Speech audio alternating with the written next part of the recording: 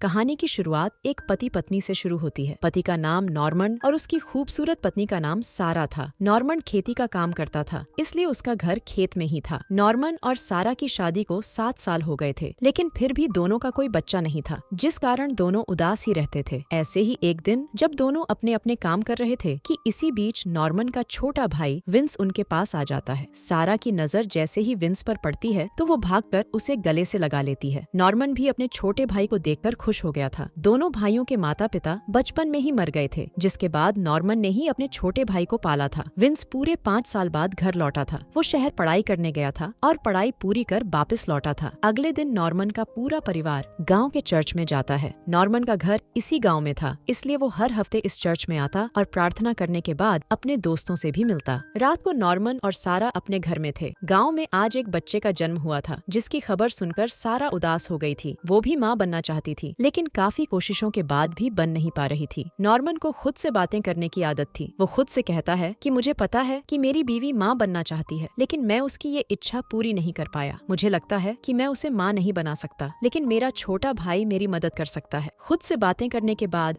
Norman ने फैसला कर लिया था कि वो जल्दी ही सारा और विंस से बात करेगा। अगली सुबह नॉर्मन का पूरा परिवार खेत में काम कर रहा था। सारा घोड़ा गाड़ी चला रही थी, जबकि विंस पीछे से दाना डाल रहा था। नॉर्मन काम करते करते दोनों को देख रहा था और खुद को दोनों से बात करने के लिए तैयार भी कर रहा था। रात को तीनों बैठकर खाना खाने लगते हैं। नॉर्मन मौका देखकर दोनों से कहता है कि मेरी और सारा की शादी को 7 साल हो गए हैं, लेकिन फिर भी मैं उसे माँ नहीं बना सका। उसकी बात सुनकर सारा उसे समझाती है कि तुम्हें उदास होने की जरूरत नहीं, सही समय आने पर सब कुछ ठीक हो जाएगा। नॉर्मन उसकी बात को अनसुना कर विंस से कहता है कि अब तुम ही हमारी मदद कर सकते हो। इस घर को एक बच्चे की जरूरत है और तुम ही इस घर में बच्चा ला सकते हो। नॉर्मन की बात सुनकर विंस हैरान हो गया। वो नॉर्मन से कहता है कि मैंने कभी भी सारा को गलत नजर से नहीं देखा और तुम चाहते हो कि मैं उसे माँ बना दूं। नॉर्मन उससे कहता है कि मुझे पता है कि ये पाप है, लेकिन मैं ये पाप अपने सिर ले लूंगा। विंस उसे पागल कहता है। विंस जब नॉर्मन की बात नहीं मानता तो वो सारा को समझाने लगता है, लेकिन सारा भी उसकी बात नहीं मानती। दोनों नॉर्मन से परेशान होकर उसे अकेला ही छोड़ देते हैं। नॉर्मन की बातें सुनने के बाद दोनों काफी उदास हो गए थे। अगली सुबह तीनों फिर से काम करने लगे। सारा और विंस ने रात वाली बात भुलाने का फैसला कर लिया था। दोनों को लग रहा था कि बच्चे के कारण नॉर्मन तनाव में आ गया, इसलिए दोनों उसे तनाव से दूर करने की कोशिश करने लगे थे। कुछ दिनों बाद नॉर्मन शहर जा रहा था। वो एक बैल खरीदना चाहता था ताकि उससे खेतों में काम करवा सके। नॉर्मन 7 दिनों के लिए जा रहा था, क्योंकि शहर काफी दूर था। उसके जाने के बाद सारा और विंस घर आकर काम करने लगते हैं। काम करने के बाद जब विंस अपना मुंह धो रहा था तो सारा का ध्यान उसकी तरफ चला जाता है। विंस के जवान शरीर ने उसका ध्यान खींच लिया था। रात को दोनों मिलकर खाना खाते हैं और फिर अपने अपने कमरे में सोने चले जाते हैं। जल्दी ही विंस सारा के कमरे में आता है। उसे देखकर सारा हैरान हो जाती है। विंस को नींद नहीं आ रही थी, इसलिए वो सारा के पास आया था। वो सारा की खूबसूरती की तारीफ करता है और उसे बाल खोलने को कहता है। सारा उसकी बात सुनकर